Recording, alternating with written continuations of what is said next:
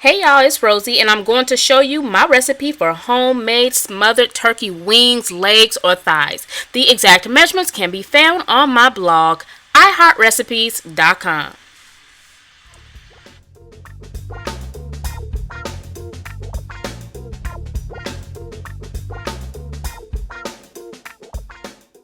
Okay, so for this recipe, I'm using turkey legs because it was cheaper than the wings and the thighs, and you know how I am, okay? But you can use either or.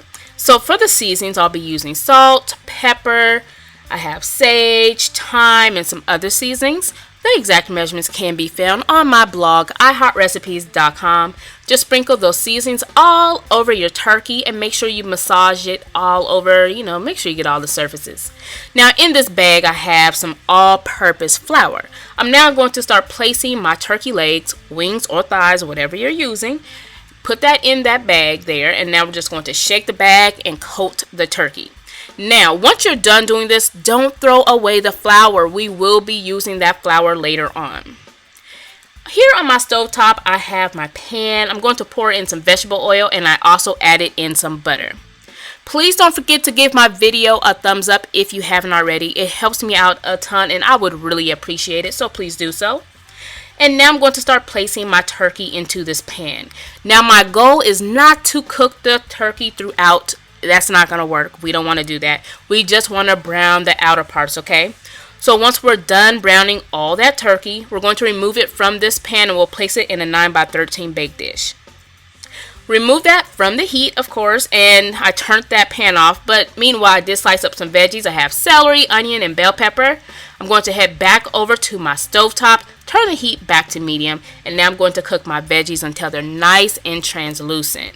My next step will be adding some salt and pepper. That is completely optional. You don't have to do this, but it does add a little more flavor, so I would do it, but you don't have to. So my veggies are done. I'm now going to walk over to my countertop and I'm going to place my veggies in the bake dish along with the turkey.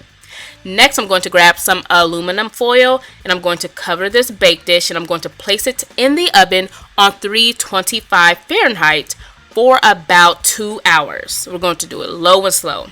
So while it is cooking, I'm going to make my gravy. Remember, I told you not to toss away this flour.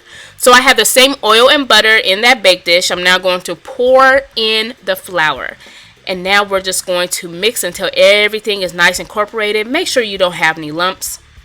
And next we're going to start pouring in some chicken or turkey broth. I'm using chicken broth because I just like chicken broth.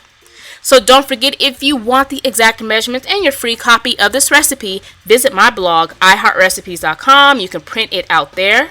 And now I'm going to pour in some half and half. Now you can use milk if you choose or cream. Half and half is a combination of the two. I really like a rich gravy for mine, so that's why I'm using half and half. The heat is on medium and your gravy will thicken up just like this. Once it's like that, you're going to remove the turkey out of the oven. So this is after 2 hours on 325.